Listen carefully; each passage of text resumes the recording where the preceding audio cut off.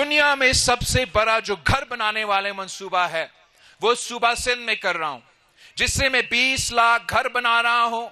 وہ 20 لاکھ گھر کا اور اس گھر کا زمین کا بھی جو مالکانہ حقوق ہے وہ ان گھر میں رہنے والے خواتین کو دلوا رہا ہوں. ان کا بینک اکاؤنٹس کھلے ہیں، ان بینک اکاؤنٹس میں وہ پیسہ جا رہے ہیں جن سے یہ گھر بن رہے ہیں. 20 لاکھ گھر، وہ اب وہ لوگ جو کچا گھر میں رہتے تھے ان کے لیے پکا گھر میں بنا رہا ہوں. 20 لاکھ ان کا مالکانہ حقوق بھی مل رہا ہے.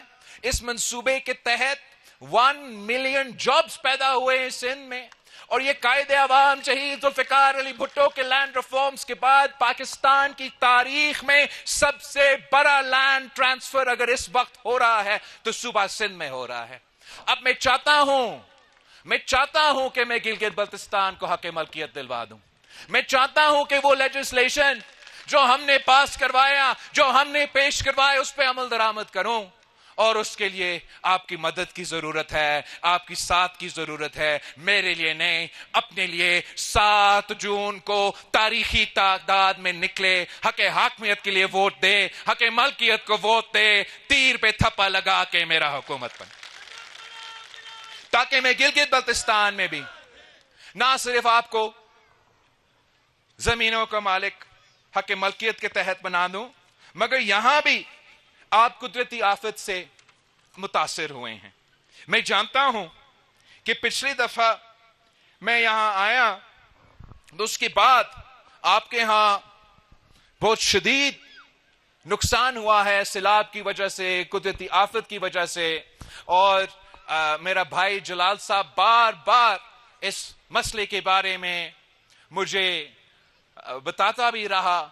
اور میں چاہتا ہوں کہ اگر ہمیں موقع ملے، جیسے میں نے سندھ پیپلز ہاؤسنگ کا انیشیٹو صوبہ سندھ میں کیا، اور جیسے میں صوبہ سندھ میں جن جن کا گھر کو نقصان ہوا ہے ان کو گھر بنا کے دے رہا ہوں، ویسے ہی میں غزر میں کرنا چاہتا ہوں. مجھے بتایا گیا ہے کہ دائین میں، ہتون میں اور دوسرے علاقے میں کافی نقصان ہوا ہے.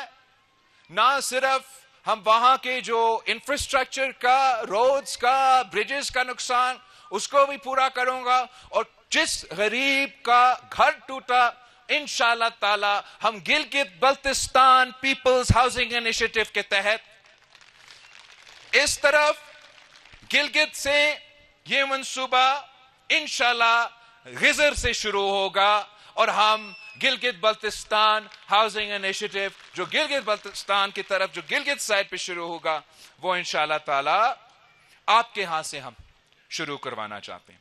تو حق حاکمیت، حق ملکیت کے ساتھ ساتھ تیسرا ہمارا وعدہ پچھلے الیکشن میں اور اب اس الیکشن میں حق روزگار کا وعدہ ہے. نہ جہاں تک روزگار کی بات ہے، یہ بھی ہمارا پارٹی کا، ہمارا 3 نسلوں کا ٹریک ریکارڈ ہے کہ قائد عوام شہید ذوالفقار علی بھٹو نے ملک بھر میں نوجوانوں کے لیے ملک میں اور ملک کے باہر بھی اس ملک کے نوجوانوں کے روزگار کے مواقع پیدا کیے. اس کے بعد اگر کسی نے اس ملک میں تاریخی نوکریاں دلوائیں، شہید محترمہ بے نظیر بھٹو نے. شہید بی بی تو مشہور تھی کہ بے نظیر آئے گی روزگار لائے گی. یہ تو جو دوسرے جماعتیں ہیں جو آج کل آپ کے مقابلے کر رہے ہیں، انہوں نے شہید محترمہ بے نظیر بھٹو پہ کیسز بنائے کہ آپ نے یہ جرم کیا، کیسے کیا، آپ نے یہ نوکریاں کیوں دی، تو غیر قانونی ہے. تب نیب نہیں تھا، احتساب بیورو تھا، جو بھی تھا. تو آپ کو معلوم ہے شہید محترمہ بے نظیر بھٹو کا جواب کیا تھی کہ اگر نوکریاں دینا جرم ہے تو میں یہ جرم بار بار کروں گی. یہ شہید محترمہ بے نظیر بھٹو کی جواب تھی.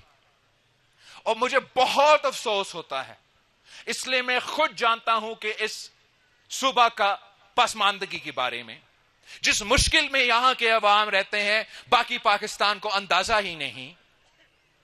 اور یہ بہت افسوس کی بات ہے کہ پیپلز پارٹی کی حکومت جانے کے بعد गिलगित बल्तिस्तान का किसी भी सूबाई हुकूमत ने नौकरियां दी नहीं, छीनी है।